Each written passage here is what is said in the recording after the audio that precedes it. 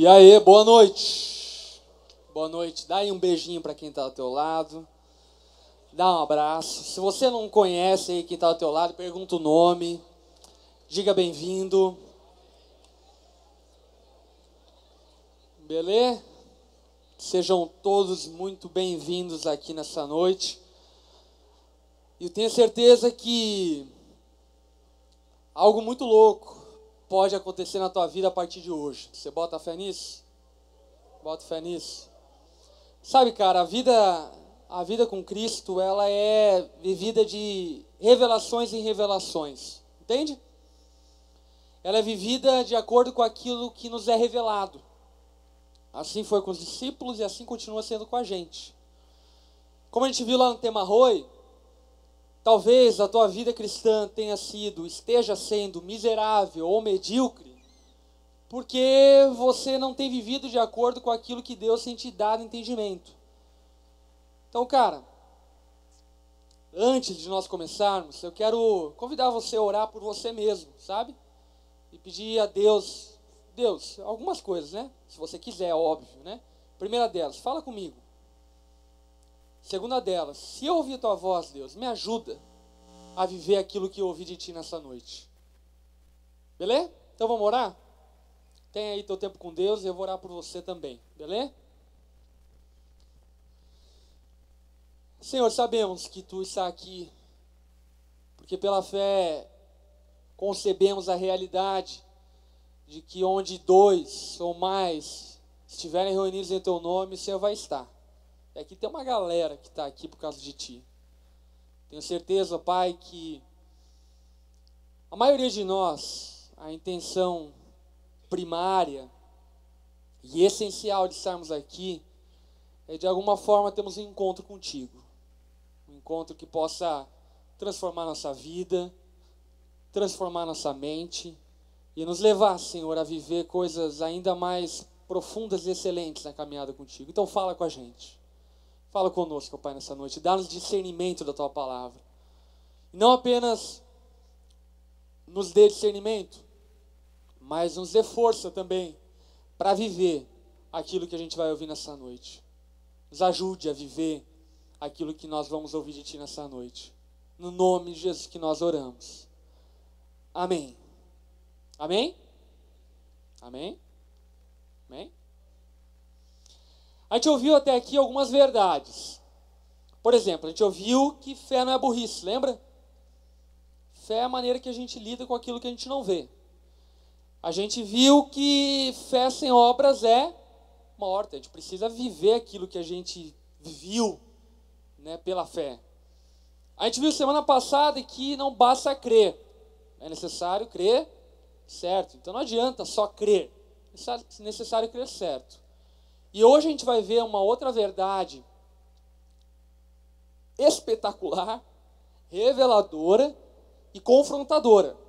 Então já te previno. Você, se abrir teu coração, vai sair daqui um tanto quanto confrontado, talvez, da forma como você tem vivido a fé cristã até hoje. Hoje, a gente vai falar e vai conversar sobre a seguinte verdade. Sem fé, é impossível agradar a Deus. Então, para começar bem, olha para quem está ao teu lado e diga, sem fé, é impossível agradar a Deus. Beleza? E a gente vai entender um pouco esse princípio bíblico, essa verdade bíblica, a partir daquilo que a gente vai conversar hoje. Para nós iniciarmos, abra lá em Sofonias, capítulo 1, versículo 14. Não é sanfona, é Sofonias, ok? Está lá no final do Antigo Testamento, é um profeta menor. E ele fala acerca de uma verdade que mexe com certeza com a gente até hoje. Sofonias, capítulo 1, versículo 14.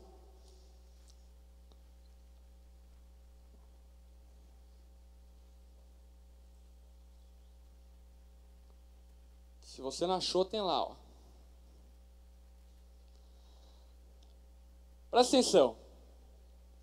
O grande dia do Senhor está próximo. Está próximo e logo vem. Ouçam, presta atenção. O dia do Senhor será amargo. Eu detesto chocolate amargo, cara. Só uma observação. Até os guerreiros gritarão. Aquele dia será um dia de ira, dia de aflição e angústia, dia de sofrimento e ruína, dia de trevas e escuridão, dia de nuvens e negridão, dia de toques de trombeta e gritos de guerra contra as cidades fortificadas e contra as torres elevadas. Trarei aflição aos homens, andarão como se fossem cegos, porque pecaram contra o Senhor. O sangue deles será derramado como poeira, e as suas entranhas como lixo. Nem a sua prata, nem o seu ouro poderão livrá-los no dia da ira do Senhor. No fogo do seu zelo, o mundo todo será consumido, pois ele dará fim repentino a todos que vivem na terra. Forte, né? Quem aqui já ouviu essa verdade? Deus te ama. Quem já ouviu isso? Sei lá, alguém já chegou para você e falou, cara, sabia que Deus te ama? Você já ouviu isso? Todo mundo já ouviu. Aliás, a gente gosta muito disso. Eu gosto, pelo menos, né? Dá uma tranquilidade de saber que o Todo-Poderoso gosta de mim. Vai com a minha cara. Pior ficaria se ele não fosse com a minha cara. Eu estaria ferrado, né? E eu fico em paz saber que Deus me ama. Mas ao mesmo tempo que a palavra fala que Deus nos ama, ela fala que Deus está irado com aqueles a quem Ele ama. E muita gente pensa que essa manifestação da ira de Deus é uma coisa contrária ao amor. Então muita gente pensa que o fato de Deus estar irado não compactua com o fato de Ele nos amar. E exatamente por esse motivo que muita gente absurdamente fala que Deus não é o mesmo. O Deus do Antigo Testamento, irado, é um, e o Deus do Novo Testamento, amoroso, bobão, né, que vai lá, te amo, é outro. Mas a grande verdade é que o mesmo Deus que nos ama é o mesmo Deus que está irado com a gente. É possível? Sim, extremamente possível. Por quê? Porque a ira é manifestação de amor. Como assim a manifestação de amor? Você fica irado com quem você se importa, não é verdade? Ou você já ficou irado com quem você não se importa? Tipo, você passou na rua e falou, eu estou irado contigo, seu bobo. Não, você fica irado com a tua namorada. Quem já ficou irado com a namorada? Talvez esteja aí do teu lado, né? Quem já ficou irado com o namorado? Levanta a mão. Talvez esteja irada, né? Enfim, hoje Deus vai trazer reconciliação. A ira está dentro do amor, faz parte do pacote de se importar. E quando a Bíblia fala que Deus está irado conosco, ela não está desmentindo o fato que Deus nos ama. Ela só está nos revelando que por Ele nos amar e por se importar conosco, Ele está irado com as escolhas e decisões que nós temos tomado. Um pecado. E é justamente sobre essa profecia que Sofonias está trazendo a nós. Sabe? Deus está com a ira dele reprimida. Deus está segurando a ira dele. Deus está contendo a ira dele. Até o momento que a ira de Deus vai ser manifesta como uma comporta que abre e leva tudo quanto é coisa que tem na frente. Sabe? A palavra chama que o dia onde Deus vai manifestar sua ira se chama o dia do Senhor. Nesse dia, meu velho, sai de baixo. Sai de baixo que Deus vai manifestar a sua ira sobre toda a perversidade, sobre todo pecado, sobre toda iniquidade, sobre toda a imoralidade. Deus vai manifestar a sua ira. Porque Ele nos ama, se importa conosco, Ele também é um Deus irado. Irado. A palavra fala lá em Romanos que Deus gravou no coração de cada um de nós, no teu coração, Ele gravou as leis dele. O que significa? Mais ou menos assim, quem sabe que é errado matar? Quem acha que é errado matar? Por que você acha? Quem te disse que é errado matar? Quem te disse foi Deus. Dentro de você existe um padrão do que é certo e do que é errado. E quando existe essa lei que está dentro de você, por consequência, existe um legislador que está legislando sobre você. Que está dizendo, ei, isso aqui não é certo, isso aqui é errado, isso aqui é certo, faz isso daí. Portanto, Deus é o legislador. E quando a gente ouve isso, então algumas verdades vêm acompanhadas. Primeira, existe um Deus. Segundo, existe uma forma de se viver. Terceiro, eu não tenho vivido da forma como eu deveria viver. E aí, quando eu entendo que eu não tenho vivido da forma como eu deveria viver, qual é a outra verdade que me acompanha? Deus está irado. Deus está irado. Imagina o seguinte, você aí, menina, quem tem aí 18 anos, menina? Levanta a mão. Você aí com 18 anos, quem quer ter filhos? Levanta a mão aí, mulheres. Você vai ter também, mas não é teu, tá? Vai sair em outra barriga. Então aí, sei lá, você tem 20 anos, 18, sei lá quantos anos você tem, mas você sonha em ter filho. Então imagina o seguinte, você está aí, nem conhece um cara para ter filho ainda, mas você está sonhando em ter filho, cara, porque ter filho é uma parada animal, cara. Eu tenho 2, fechei a fábrica, mas se eu pudesse, eu seria tipo a mãe Abigail, eu teria muitos filhos, seria pai de multidões. Porque é muito louco ter filho, sério mesmo, não tenho porque não tem como, não porque não dá para fazer, mas não... Agora não dá mais para fazer, mas antes era porque, enfim, a minha vida não proporcionava isso. Porém, a gente sonha com isso, a gente planeja isso. Eu lembro quando eu era antes de casar, eu pirava, quando meu filho nascer, eu vou ensinar ele a surfar, e vai ser muito louco, vai ser meu brother. Eu falo até hoje, quando o Josh aprender a surfar, vamos gazear aula junto, né? Tirar ele da escola durante a semana, dar uma queda, vai ser muito louco. Eu piro nisso demais. Então imagine você aí, menina, sonhando com um filho, né? Cuti-cuti, que lindo. E aí você casa, acha um cara que você só você que acha bonito, né? Mas enfim, você casa com um cara, aí passa lá um tempo, você engravida, barriga, né? A única barriga que você acha bonita, né? Ninguém fala que um gordo é bonito, né? Mas a grávida é bonita, né? Mas tudo bem. Sei lá, barriguda, bonitona, tal, né? Vai lá, faz um book de gravidez, bate foto lá, coloca o nome do filho na barriga, e, enfim, vai lá, dá um tênisinho pro teu sogro para dizer que você tá grávida. E aquela festa toda, posta no Facebook, todo mundo te elogia, fala, ai, como é seu nome? Essas besteiras todas. Enfim, que não é besteira, é legal, é da hora isso. E você tá sonhando com tudo isso, cara. Sabe, o filho nasce, você olha para ele, meu, que lindo. Na verdade não é, tem cara de joelho. Mas você acha lindo.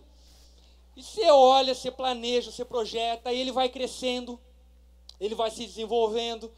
Sabe, você vai planejando, esforço, cara. Ei, ter filho é muito esforço, mano.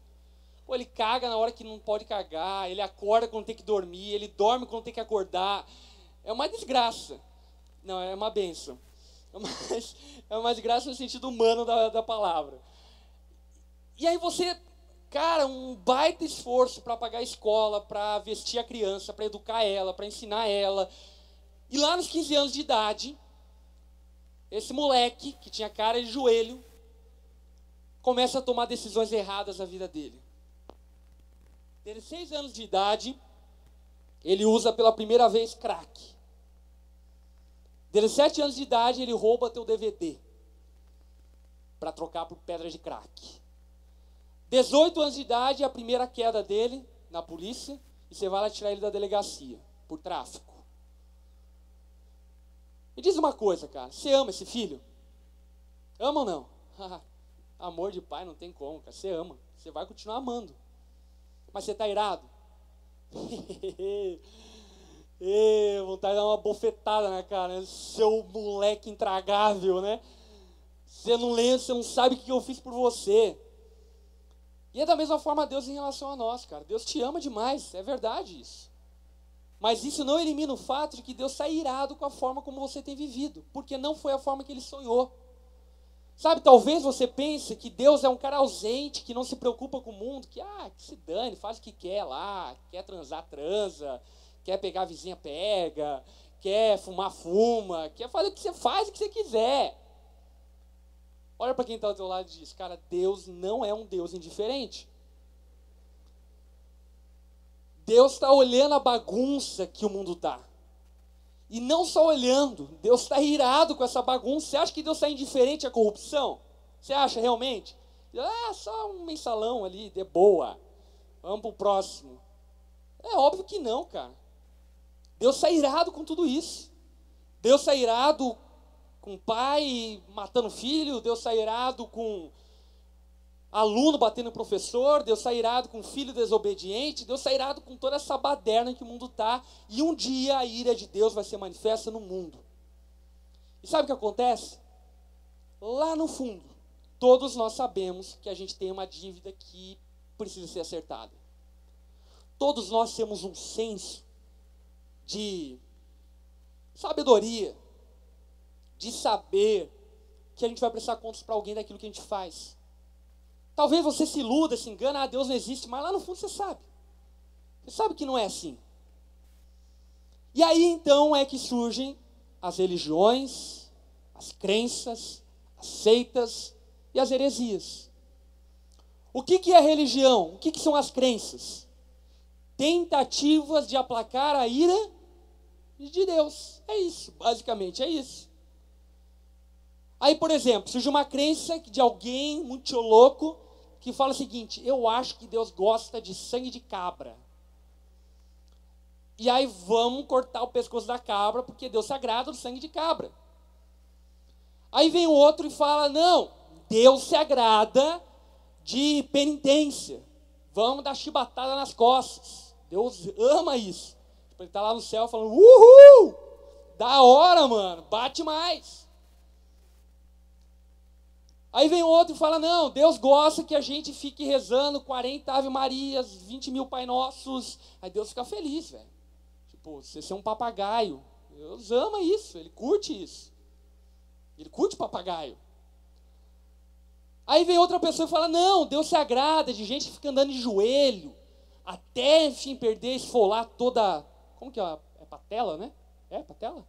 Até esfolar toda a patela e sentir dor, aí Deus fala, agora que está sangrando é da hora, mano. Ali, ó, é disso que eu estou falando, é disso que eu curto. E é isso que é religião, é isso que é crença. Deus gosta de uma galinha preta, Deus gosta de uma batucada, Deus gosta de uma meditação até atingir o estado nirvana, Deus gosta de, enfim, e as crenças vão sugerindo 1001 formas de aplacar a ira de Deus, inclusive a religião cristã. Não é? Não é isso que você vê na televisão, por exemplo? Ei, para aplacar a ira de Deus é só se dar dízimo dobrado. Deu teu dízimo dobrado, Deus está feliz. Aí você tem lugar VIP no céu. Vai chegar lá, aqueles que participaram da campanha dos dízimos dobrados, por aqui, e aqueles que não participaram vão levar uma chibatadinha antes de entrar. É essa que é a sugestão da religião. Mas sabe o que é religião? Faz assim para tu nunca esquecer, faz isso aqui. Faz aí, todo mundo. Se não quiser, não faça, beleza? Fica à vontade. Isso é religião. O que é religião? Os nossos chutes para Deus. Eu penso, eu acho que é melhor assim, eu acho que é melhor assado, eu acho que Deus gosta disto, eu acho que Deus gosta que levanta a mão. Pode abaixar a mão, pode de boa. Eu acho que Deus gosta que eu levante a mão no louvor. Aí Deus está olhando para a tua mão levantada e fala, abaixa esse braço, velho, ó, tua asa está na cara do outro ali. Nem passou desodorante, quer levantar a mão. E aí vão surgindo diversas sugestões de maneiras de agradar a Deus. E isso nada mais é do que a nossa tentativa, através da nossa lógica e da nossa racionalidade e conclusões, de como Deus se agrada. E aí o que acontece? Deus se agrada de boas obras, Deus se agrada de caridade, e por fim a palavra fala o seguinte, sem fé é impossível agradar a Deus. Ponto final. Sabe o que a palavra está falando em outras palavras? é que para agradar a Deus não existe uma cartilha. Não existe 10 mandamentos. Cumpra esses 10 mandamentos. Aí Deus vai falar, opa, isso aí é meu filhão. Não. Não existe cartilha, não existe norma de conduta, não existe. Por exemplo, você acha que mentir agrada a Deus? Quem acha que mentir agrada a Deus? Levanta a mão. Ninguém, né? Por quê? Porque a tua crença diz que mentira é pecado, desagrada a Deus. Mas aí lá em capítulo 11 de Hebreus, fala acerca de uma heroína da fé. É a forma como se refere àquela mulher, Raabe. E sabe por que ela se tornou heroína da fé? Porque ela mentiu. Putz, caiu a casa, velho. Ela mentiu, e a mentira dela colocou ela na galeria dos heróis da fé. Junto com Noé, junto com Abraão, uma mentirosa. E a mentira dela subiu como aroma agradável na presença de Deus. Já imaginou isso? Isso na mente de um religioso é tenso, velho. A mentira dela tocou o coração de Deus. Opa, ali tem uma mina que está fazendo o que eu quero. Por quê? Porque para agradar a Deus não existe regra, não existe norma de conduta, não existe cartilha. Para agradar a Deus, a vida cristã não está baseada em não toque, não prove, não beba, não faça isso, não faça aquilo. Não é isso, cara. Isso é religião cristã. Olha para quem está ao teu lado e diga, religião cristã é diferente de fé cristã. O que Jesus veio propor não foi uma religião. O que Jesus veio propor é uma fé. Que fé? A fé de que o Espírito Santo de Deus habita em nós e nos guia em toda a verdade. E nos guia nos seus caminhos. Que por muitas vezes vão parecer só loucuras aquelas pessoas que estão ao nosso redor, mas por fim é o caminho. Por fim é a maneira agradável de viver. Por fim é a maneira que toca o coração de Deus. Por fim é a maneira que aplaca a ira de Deus. É mais ou menos assim. Quem aqui é casado? Levanta a mão. Você é o herói da fé, velho. Ser casado é ser herói da fé. Tua esposa, se a tua esposa é uma esposa normal, uma mulher normal, ela é uma pessoa que só consegue se agradar através da fé. Por que ela é uma pessoa que só consegue se agradar através da fé? É mais ou menos assim, você acorda de manhã, passa uns 20 minutos, você olha para tua esposa, ela está cabreira. Ela está brava. Aí você fala, mas o que aconteceu com essa mulher? Acabamos de acordar, velho. O que ela está brava? Fala, amor, tá de boa aí? Tô de boa. Pô, se isso é de boa, imagina quando não tá, né? Aí você vai lá para tentar remediar, você leu lá um livro, 10 maneiras de conquistar a tua esposa. Aí no livro dizia, faça um café da manhã para ela. Você faz um café da manhã, amor, vem tomar café da manhã. Não quero. Não deu. Aí você viu lá a segunda etapa do livro, 10 maneiras de fazer a tua esposa feliz, dizia o seguinte, compre uma flor para ela. Aí você vai lá, se empenha, compra uma flor para ela, ela olha para a flor e fala, eu não gosto de flor. É uma loucura, cara. Esposa brava é tipo que nem o Windows, sabe? Que aparece aquela mensagem de erro. Você não sabe que inferno é aquilo lá, mas está bravo, né? O Windows está bravo. É que nem a esposa, né? Você aperta em ajuda, não tem nenhuma ajuda, né? Você fala para ela, mas o que aconteceu? Ela só piora. Ela só dá mais um motivo para estar brava. Mas sabe o que acontece, cara? A tua esposa, sabe o que ela quer de verdade? Isso é uma questão de fé. O que é fé? Certeza das coisas que não se veem, nem se podem tocar. O que a tua esposa de verdade quer é o teu coração naquela flor. Não é a flor. O que a tua esposa, no final das contas, quer não é um abraço, mas é humildade de vir e tentar acertar as coisas. Está entendendo? E isso é subjetivo. Isso não está em normas, isso não está em regras, isso não está no manual. Manual da esposa feliz. Não está. Não existe manual de fazer esposa feliz. Aliás, se você está tendo um problema no casamento, não leia 10 maneiras de fazer a tua esposa feliz. Vai ler a Bíblia. Você vai aprender a fazer a tua esposa feliz. Pega 10 maneiras de fazer a tua esposa feliz, joga no lixo. E de fato ame a tua esposa, você vai compreender como fazê-la feliz. Porque não existe cartilha para agradar uma pessoa, não existe regras para agradar uma pessoa. Ninguém quer ser agradado através de regras. Ou você quer? Você quer o coração, você quer o amor de verdade. E é o que Deus espera da gente. Mas para isso, o que a gente vai precisar? Sem fé é impossível agradar a Deus.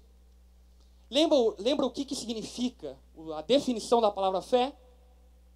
Certeza das coisas que não se veem, nem se podem tocar. Vamos colocar a definição em vez da palavra fé? Sem você enxergar aquilo que não se vê e nem se pode tocar, você não consegue agradar a Deus. Ponto. Se você não viver essa dinâmica de vida com Deus, você não vai conseguir agradar a Ele. Sabe? Essa dinâmica exige de você mobilidade. Exige de você leveza. Exatamente por esse motivo que Jesus fala com Nicodemos em João capítulo 3, o seguinte: os nascidos do Espírito são como um vento, que a gente não sabe nem de onde vem, nem para onde vai. É isso. Simplesmente é isso. O que é? Aqueles que agradam a Deus são pessoas que são guiadas única e exclusivamente por Ele. Quem aqui já entregou a vida a Jesus? Levanta a mão. Se você genuinamente entregou sua vida a Jesus, sabe o que a palavra fala pela fé a seu respeito? Que o Espírito de Deus habita em você. Amém? Você crê nisso? A palavra fala isso. E Ele é o selo. Ele é a garantia da vontade de Deus na tua vida. A garantia não é a cartilha que você está colocado lá na tua geladeira. A garantia não é as tuas normas de condutas e boa cidadania. A garantia é o Espírito de Deus que fala com você todos os dias. E que te guia pelas veredas da justiça todos os dias. Que por vezes chega para você e fala: ei, minta. Você fala: mas mentir vai contra todos os meus padrões morais? Minta. É uma loucura isso, né? Talvez você nunca imaginou ouvir isso numa igreja cristã, não é verdade? Mas é isso que a palavra fala, então não tem que dizer. Sem fé é impossível agradar a Deus. Sem essa leveza, sabe? Sem essa abertura para a dinâmica do Espírito Santo, cara, você não conseguirá viver de forma agradável a Deus. Por que sem fé é impossível agradar a Deus? Jesus responde isso para a mulher samaritana, lá no poço, em João capítulo 4. Ele diz o seguinte: Deus é espírito e é necessário que seus adoradores o adorem em espírito e em verdade. Deus é espírito. Pergunta: o espírito dá para ver? Não. O espírito dá para tocar? Não. Deus é espírito. E importa que seus adoradores o adorem de que forma? Em espírito e em verdade. O adorem de uma forma que não dá para ver, não dá para tocar, mas está adorando a Deus. Porque está vendo aquilo que ninguém mais está vendo. Está ouvindo aquilo que ninguém está ouvindo, talvez. Está percebendo aquilo que os olhos naturais não percebem. Está enxergando aquilo que qualquer ser humano lógico não vai conseguir enxergar. Mas que por fim é o caminho da fé. E se você for olhar os heróis da fé, sinceramente, você vai achar eles retardados. Por quê? Imagine o seguinte: estamos num deserto que nunca choveu, pelo menos que a gente saiba, não tem rio perto, e de repente chega um homem e fala: ei, galera, Deus me falou que vai vir chuva, vamos construir um barco. O que você achar desse cara? Que folha ele fumou, que não tem folha aqui nesse deserto, né? Que tá na mente desse bicho? Aí chega outro cara com uma bengala aqui no nosso meio. Imagina agora chegando esse cara com uma bengala, vozinho, com a esposa dele, com um atestado dizendo que ela é estéril, e diz o seguinte: ei, eu vou ter muitos filhos, galera, Deus me falou. O que você pensa desse cara? Ô tiozinho, tá ficando biolado aí? Esse negócio não sobe nem se tinha Viagra ainda. Esse negócio não vai subir não, filho. Não sobe. Olha a tua idade. tua esposa ainda disser o que tu está pensando. Você é louco. Exatamente por esse motivo que a palavra fala que aqueles que vivem pela fé é loucura para o mundo. As pessoas que olham aqueles que vivem pela fé falam, ei, tão louco. Mas para aqueles que vivem, o que é? Sabedoria de Deus. E é exatamente isso que precisa acontecer na caminhada cristã. Trocar, substituir sabedoria humana por sabedoria de Deus. Sabedoria humana está baseado naquilo que nós vemos e tocamos. Sabedoria de Deus está baseado na fé. Se você quer agradar a Deus e aplacar a sua ira, você vai precisar viver pela fé. Para você entender esse contraste, abre lá em Lucas, capítulo 7, versículo 36. Lucas, capítulo 7, versículo 36.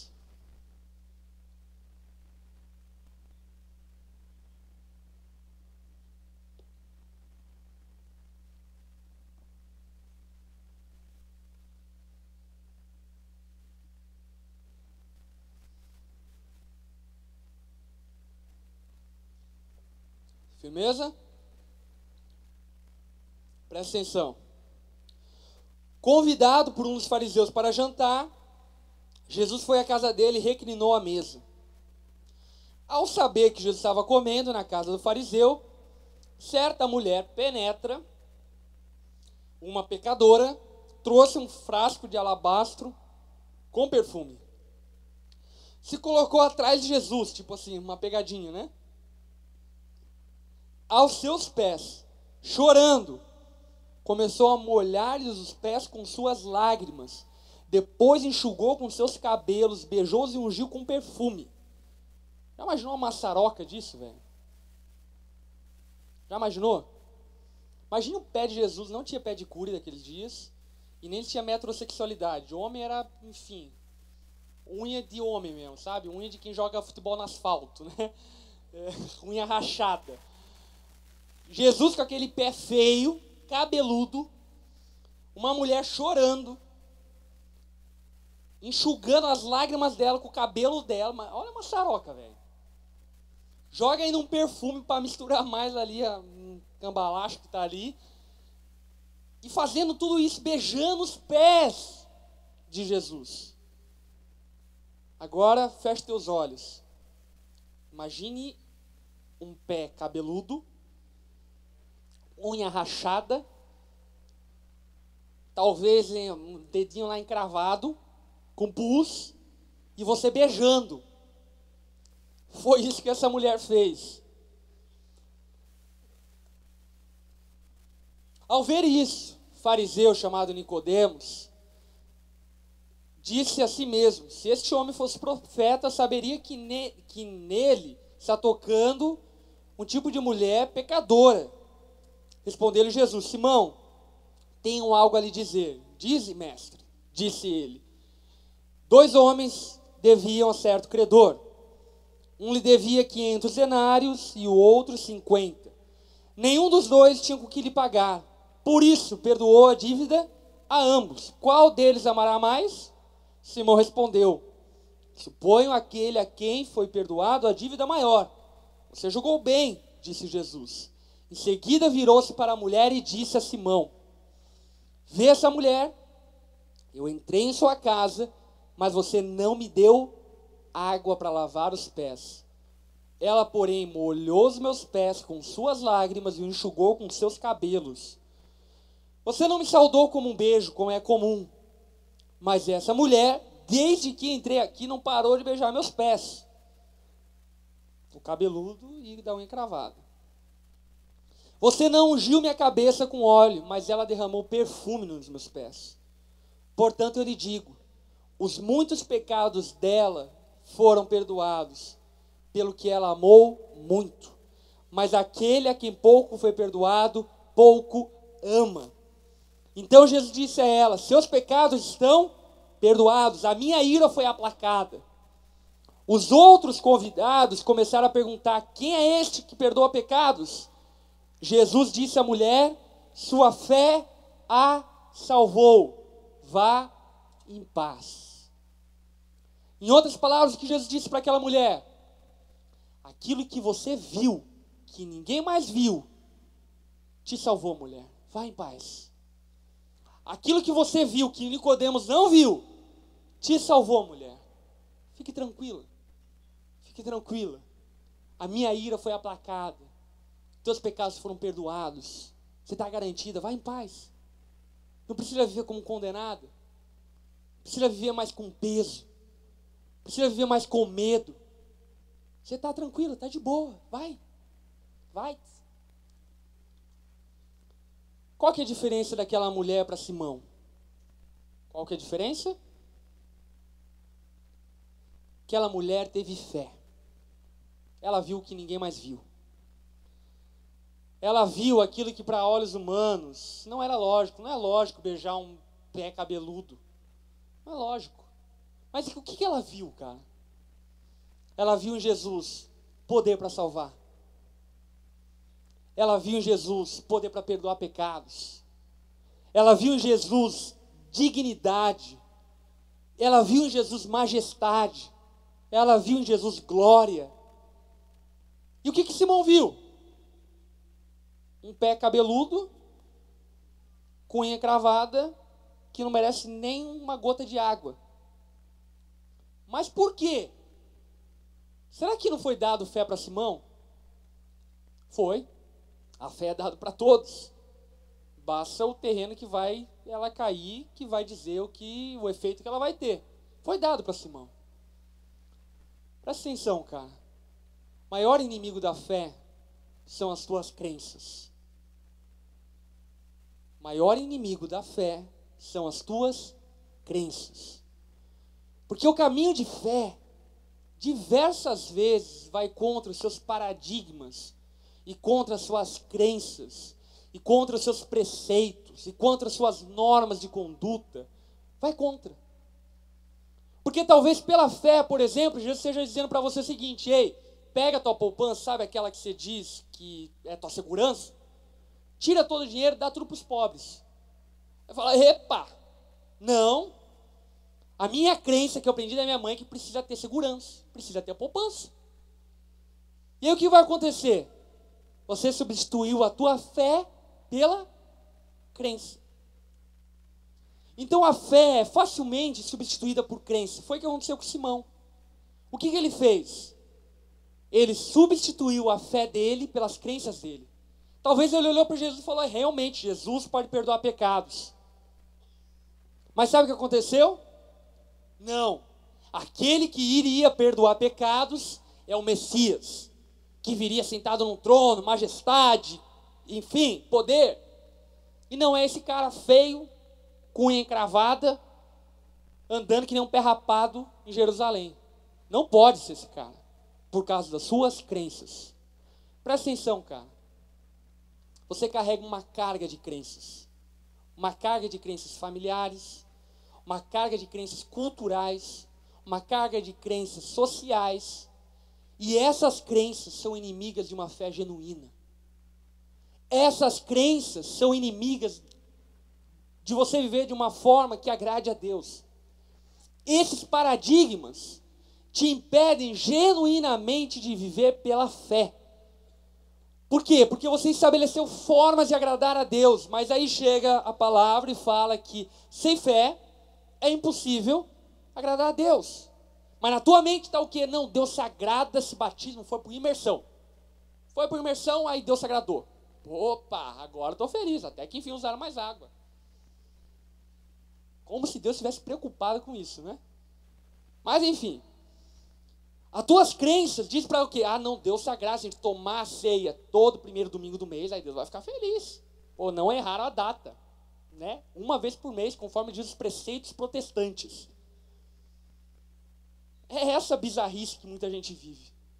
Preceitos, regras, cartilhas que acham que podem tocar o coração de Deus. Ei, quer ouvir uma verdade, cara? Aquilo que pode tocar o coração de Deus, somente aquilo que pode tocar o coração de Deus, é aquilo que você vive por meio da fé. Porque sem fé é impossível agradar a Deus. Quer um exemplo? Caim e Abel. Beleza? Lembra de Caim e Abel? Abel que matou Caim, Caim que matou Abel, né? Sempre me confundo. Os dois estavam num culto, beleza? Estavam lá no culto. Caim ofereceu uma oferta para Deus, Abel ofereceu outra oferta para Deus. Deus olhou para a oferta de Caim e falou: que oferta detestável, aparta de mim com essa oferta, seu nojento. Deus olhou para a oferta de Abel e falou o quê? Epa, moleque bom. É disso que eu estou falando. Boa oferta. Mas em outro contexto, é mais ou menos assim. Imagine o seguinte: você vem num culto para adorar a Deus, e aí você é o Abel, beleza? Você levanta a mão e glorifica a Deus, e está adorando Ele, vai lá, dá a tua oferta, e Deus fala: opa, para frente. E aí o cara que está sentado do teu lado é o Caim, que vai lá, ele levanta a mão meio mastro, entrega uma oferta. Você acha que isso é suficiente para Deus reprovar a oferta de Caim? Você acha? É óbvio que não. Deus não reprovou o que Caim fez. Deus reprovou o coração que Caim fez. Qual era o coração de Caim? O coração de Caim era um coração baseado em crença. Aliás, Caim é o pai da religião. Era baseado em crentice. Por quê? O pai dele era Adão e Eva, andava com Deus, chegaram para Caim e falou: Caim, vai lá, oferece uma oferendinha para Deus, Deus vai ficar feliz. Caim ouviu essa crença e falou: vamos oferecer essa ofertinha para Deus ficar feliz. E aí Deus olha para a oferta de Caim e fala: ei, tu tá me tirando, velho? Tu tá achando que eu preciso de verdura? O que tu tem na cabeça, seu moleque? Deus olha para a oferta de Abel e se agrada. Por que Deus se agradou da oferta de Abel? Pergunta para a pessoa que está do teu lado: por que Deus se agradou da oferta de Abel? O que você acha? Será porque a oferta de Abel era mais rechonchuda? Será que é porque Deus era carnívoro, gostava de picanha? Por que Deus aprova a oferta de Abel? Sabe por quê? Porque a oferta de Abel foi feita através da fé. Não foi através de um chute. Foi através de certeza daquilo que Deus mostrou para ele. E por isso o coração de Abel estava junto. Quando ele entregou a oferta, foi junto com o coração dele, dizendo: pô, eu vi, Deus é digno. Deus é o cara, ele merece o meu melhor. Enquanto a de Caim foi assim: Deus, pega aqui minha oferendinha para tu não ficar bravo comigo. Deus detestou a oferta de Caim. Sabe, cara, talvez você esteja vivendo uma vida cristã como a de Caim, baseado em possibilidades daquilo que agrada a Deus, baseado em achismos. Eu acho que Deus gosta disso, eu acho que Deus gosta daquilo, eu penso que é melhor aquilo, eu acho que Deus gosta dessa minha roupa, eu acho que Deus gosta daquilo, enquanto Deus fala: não, velho, fé, velho, vamos ver pela fé. Vamos ver pela fé. Mas sabe de uma coisa? Viver pela fé é viver por aquilo que não se vê e nem se pode tocar, mas existe. Muitas vezes, para você viver pela fé, você vai ter que ir contra teus padrões. Teus padrões, que dizem para você o seguinte: ei, faculdade, PhD, e tal, e se forma. E Deus chega para você: não, quer saber disso? Não vai fazer nada disso. Vai fazer pedagogia. Aí você chega lá para teu pai e fala: pai, eu vou fazer pedagogia. Eu não criei filho para ser professor. Né? Como se professor fosse uma coisa a menos. Mas é uma crentice popular que tem surgido, né? Não, pai, Deus me chamou para ser pedagoga. Para ganhar uma miséria e ser xingado por criança ranhenta. Não foi para isso que eu te gerei, minha filha. Sabe o que acontece quem vive pela fé? Mas foi para isso que Deus me chamou, pai. Perdão, falou, velho. Está entendendo a diferença? Viver pela fé vai com os paradigmas, cara. Sabe, a crentice popular diz para você que você tem que ter 100 camisetas. A fé diz para você que se você tiver o que se vestir, tá legal, pega todo o resto e dá para quem está precisando. Tem muita gente que não tem camiseta, cara. A crendice popular fala para você que você tem que poupar, você tem que guardar, porque a segurança tua é a tua poupança. A fé diz para você, não, descansa. Deus não cuida dos passarinhos? Quanto mais não vai cuidar de você? A crendice popular fala para você ficar noiado, preocupado com a tua vida, porque se você não se preocupar com a tua vida, quem vai se preocupar? A fé diz, ei, eu cuido de você, você está na minha mão, velho. Fica de boa. Fica de boa, Marco, velho. Fica de boa. Tá tranquilo. Tá entendendo o contraste entre fé e crença? Você está entendendo o contraste entre viver para agradar a Deus e viver por achismos? Tudo, presta atenção, tudo. O que é tudo? Tudo. Tudo. Tudo. Tudo. Tudo que não é feito pela fé não agrada a Deus. Tudo. Tudo. Tudo. As tuas ofertas, a tua conduta, as tuas boas obras, a tua solidariedade, a tua moralidade, a tua ética, a tua bondade, se não for por meio da fé, não agrada a Deus. Porque sem fé é impossível agradar a Deus. Amém? A gente vai ouvir uma música e durante esse tempo eu quero convidar você a refletir sobre a tua vida, cara. Você tem vivido guiado pelo Espírito de Deus, ou você tem vivido guiado por cartilhas e regras e normas de conduta, achismos, conclusões, lógicas que você mesmo criou e que você mesmo estabeleceu? Como você tem vivido, cara?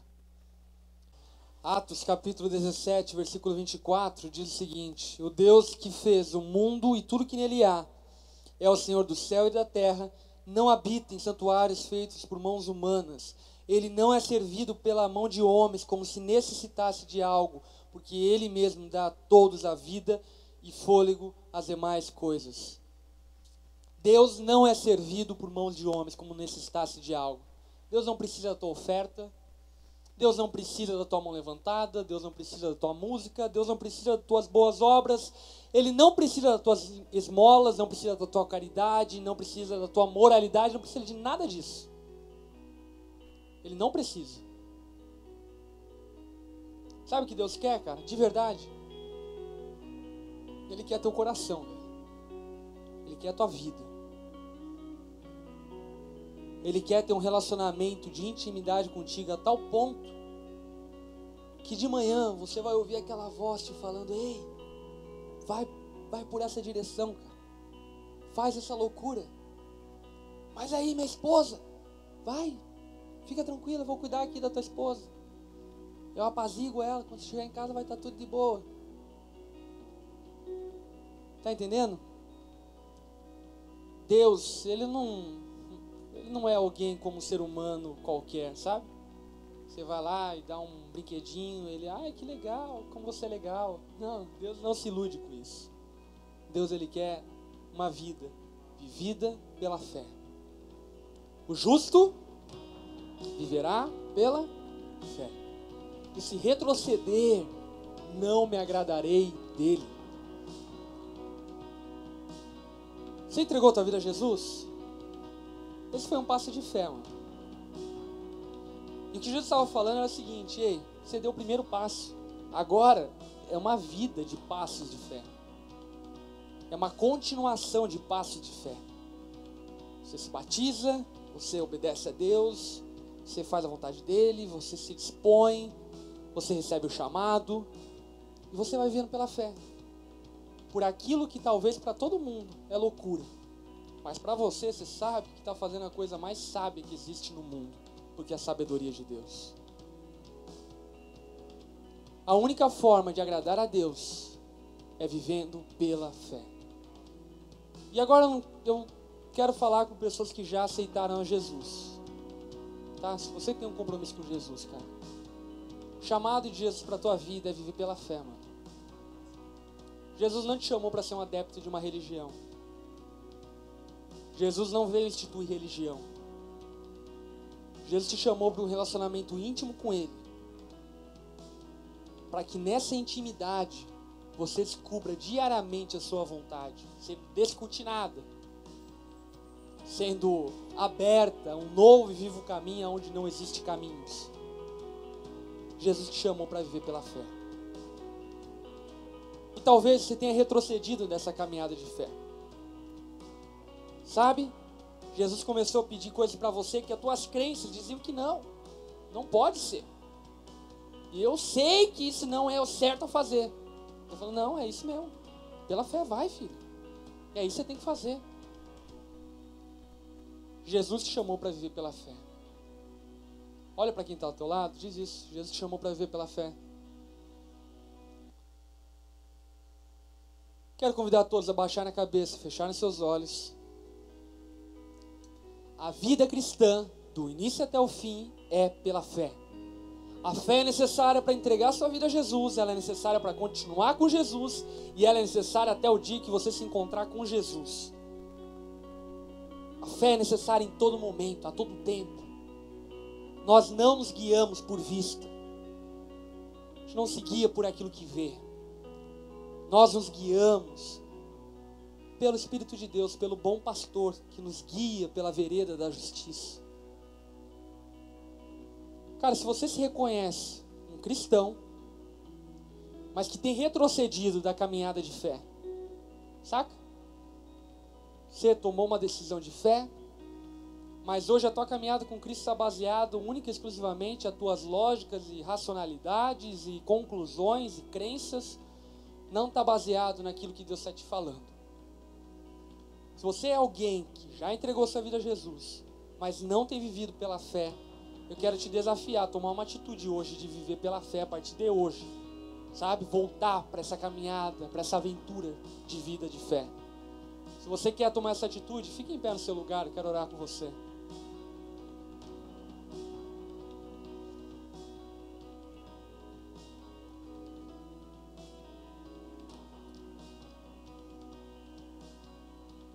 Senhor, nós sabemos, ó Pai, que a Tua sabedoria é muito mais elevada e sublime que a nossa, Senhor. Sabemos, ó Pai, que o Senhor é muito maior do que a gente. Sabemos, ó Pai, que as coisas mais inteligentes que pensamos, ó Pai, não são nada comparado à Tua sabedoria. E nos perdoe, Senhor, a arrogância de achar, Senhor, que sabemos o melhor para nós. Nos perdoe, Senhor, a arrogância de achar que nossos caminhos são melhores que os Teus. A arrogância de achar que nossas crentices são maiores, ó Pai, do que o Teu chamado, do que aquilo que o Senhor tem colocado sobre a nossa vida. Pai, nos perdoa por isso.